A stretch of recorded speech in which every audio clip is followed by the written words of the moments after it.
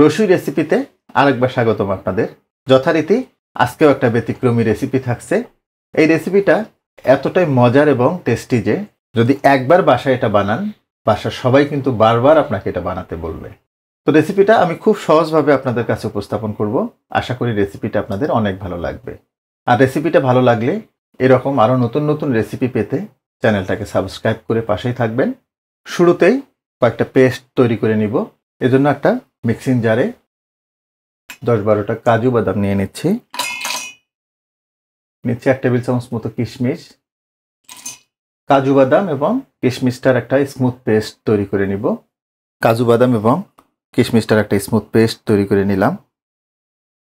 ওই একই জারে হাফ কাপ টক দই দিয়ে দিচ্ছি। হাফ কাপ পেঁয়াজের বেরেস্তা। পেঁয়াজের বেরেস্তা এবং টক দইটার একটা স্মুথ পেস্ট তৈরি করে নিব। পেঁয়াজের বেরেস্তা এবং টক দইটার একটা স্মুথ পেস্ট তৈরি করে নিলাম। দেখুন, আমি 3টা বেগুন নিয়েছি। বেগুনটার স্কিনটাকে ছুলে নেব আমি। তো তার আগে আমি বেগুনের যে বোটাটা আছে এটা আগে একটু সাইজ করে নিব।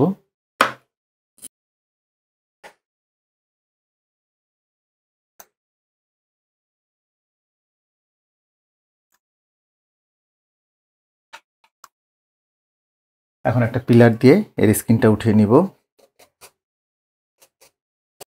দেখুন, একটা বেগুন আমি ছুলে নিলাম। এখন যেটা করতে হবে, বেগুনটাকে চাকু দিয়ে এইভাবে একটু কেটে নিতে হবে। তবে একদম নামায় দেওয়া যাবে না, মাঝ বরাবর কাটতে হবে। এটা কাটলেও দুইটা সুবিধা হবে। একটা হচ্ছে এতে তেল মশলাটা খুব ভালোভাবে প্রবেশ করবে। দ্বিতীয়ত এর ভিতরে যদি পোকা থাকে তাহলে পোকাটাও বোঝা যাবে। আর বেগুনটা সিলেকশনের ব্যাপারে একটু বলে রাখি, অপেক্ষাকৃত কচি বেগুন নেবেন, তাতে করে রোস্টটা যেমন সফট হবে, পাশাপাশি এতে বিচিটা কম থাকাতে রোস্টটাও খুব সুন্দর হবে। এরপরে এভাবে চাপ দিয়ে কিন্তু দেখুন ভিতরটা একদম ক্লিয়ার বোঝা যাচ্ছে। যদি পোকা থাকে খুব সহজেই বোঝা যাবে। বাস একইভাবে বাকি দুটো বেগুনও আমি কেটে নিব। দেখুন, 3টা বেগুন খুব ভালোভাবে ছুলে নিয়েছি। এখন এখানে 1 চা চামচ মতো লবণ দিয়ে দিচ্ছি। হাফ চা চামচ হলুদ দিয়ে দিচ্ছি। হাফ চা চামচ শুকনা মরিচ।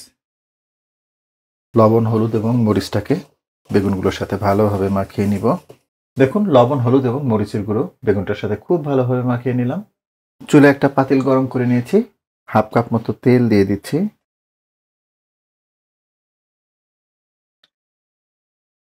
তেলটা গরম হয়ে গেছে, আমি এখানে বেগুনগুলো দিয়ে দিব।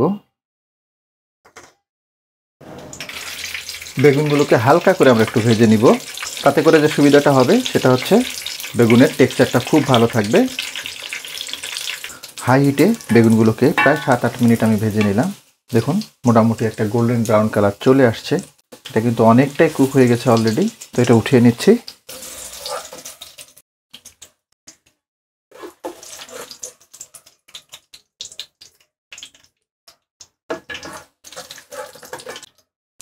ওই একই প্যানে আমি 2 টুকরো দারুচিনি দিয়ে দিচ্ছি।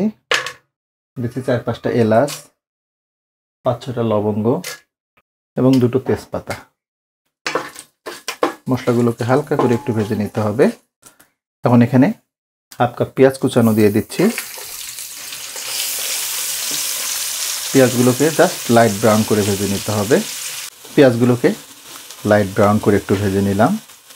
এখন এখানে হাফ কাপ পেঁয়াজ বাটা দিয়ে দিচ্ছি।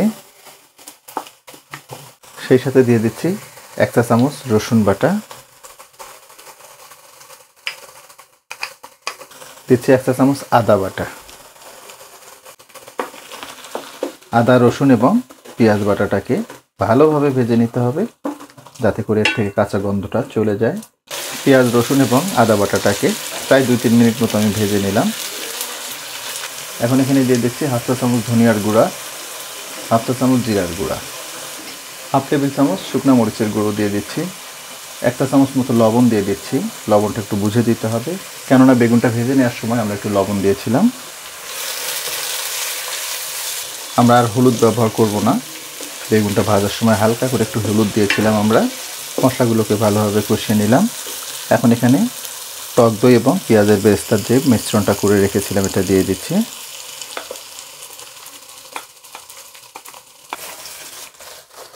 টক দইটা দেওয়ার পরে চুলার জালটাকে অবশ্যই মিডিয়াম লোতে রাখবেন।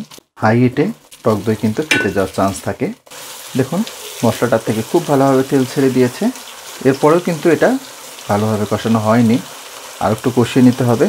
আর এর জন্য হাফ কাপ মতো পানি দিয়ে দিচ্ছি। ঢাকনাটা লাগিয়ে দিব। মিডিয়াম হিটে মশলাগুলোকে আরও 3-4 মিনিট মতো কষিয়ে নিব। মিডিয়াম হিটে মশলাগুলোকে 3-4 মিনিট মতো আমি কষিয়ে নিলাম। দেখুন মশলাটা খুব সুন্দরভাবে কষানো হয়ে গেছে। একদম শেষে দিয়ে দিচ্ছি সেই বাদাম এবং কিশমিশ বাটাটা। বাদাম বাটা সবসময় শেষে দেবেন, তা না হলে কিন্তু এটা তলায় লেগে যায়। একই সাথে ভেজে রাখা বেগুনটাও দিয়ে দিব।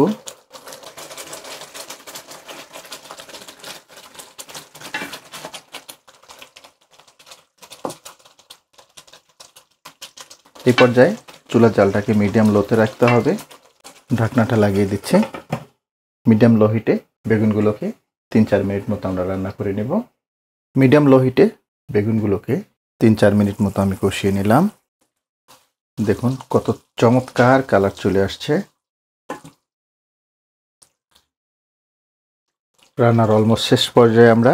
এই পর্যায়ে 1 চা চামচ ঘি দিয়ে দিচ্ছি। দিচ্ছি 4টে কাঁচা মরিচ, এটা ফ্লেভারের জন্য। টক দইয়ের টকটাকে ব্যালেন্স করার জন্য 1 চা চামচ মতো চিনি দিয়ে দিচ্ছি। বেগুনগুলো অনেক সফট হয়ে গেছে, আস্তে আস্তে নাড়াচাড়া করতে হবে, আদারওয়াইজ এটা কিন্তু ভেঙে যাবে, আর ভেঙে গেলে দেখতেও ভালো লাগবে না। ঢাকনাটা আবার লাগিয়ে দিব। আর এই পর্যায়ে চুলার তাপটাকে একদম লো করে দিব। আর একদম লো হিটে বেগুনের রোস্টটাকে 5 মিনিট মতো দমে রাখবো। বেগুনের রোস্টটাকে 5 মিনিট আমি দমে রেখেছিলাম। দেখুন এইবার লুকটা। অনেকের কাছে এই রেসিপিটা নতুন মনে হবে, বাট এইভাবে রান্না করে খেয়ে দেখবেন এটা কতটা টেস্টফুল হয়। মাছ মাংসরই দরকার হবে না। দেখুন এইবার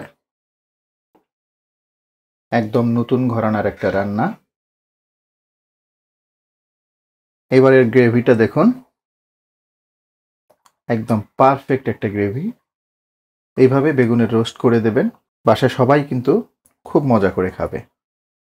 তারপরেও একটা বেগুন আপনাদের দেখাই এটা কতটা সফট হলো এবং ভিতরটা কেমন হলো। দেখুন কতটা সফট হয়েছে, একদম মোমের মতো নরম হয়ে গেছে। আর যেটা বলতেছিলাম, কেটে নিলে দেখুন সুবিধা যেটা, ভিতরে কিন্তু খুব ভালোভাবে মশলাগুলো ঢুকে যায়। দেখুন কত চমৎকারভাবে মশলাগুলো ঢুকে গেছে। তবে আবারও বলবো, বেগুন সিলেকশনের ক্ষেত্রে অবশ্যই তুলনামূলক একটু ছোট এবং কচি বেগুন নেবেন, যেটাতে বিচিটা কম থাকবে। যাই হোক, আশা করব বেগুনের রোস্টের এই রেসিপিটা আপনাদের অনেক ভালো লাগবে। আর ভালো লাগলে কিন্তু আমার সার্থকতা। যদি এই রেসিপিটা একটু হলেও ভালো লেগে থাকে, তাহলে রিকোয়েস্ট করব লাইক, শেয়ার এবং কমেন্ট করার জন্য। আর আপনি আমার চ্যানেলে নতুন হয়ে থাকলে রিকোয়েস্ট করব আমার চ্যানেলটাকে সাবস্ক্রাইব করার জন্য। তো আজকে এ পর্যন্তই। আবার নতুন কোনো রেসিপি নিয়ে আপনাদের সামনে আসবো। সে পর্যন্ত সবাই অনেক ভালো থাকবেন, সুস্থ থাকবেন, নিরাপদ থাকবেন। আল্লাহ হাফেজ।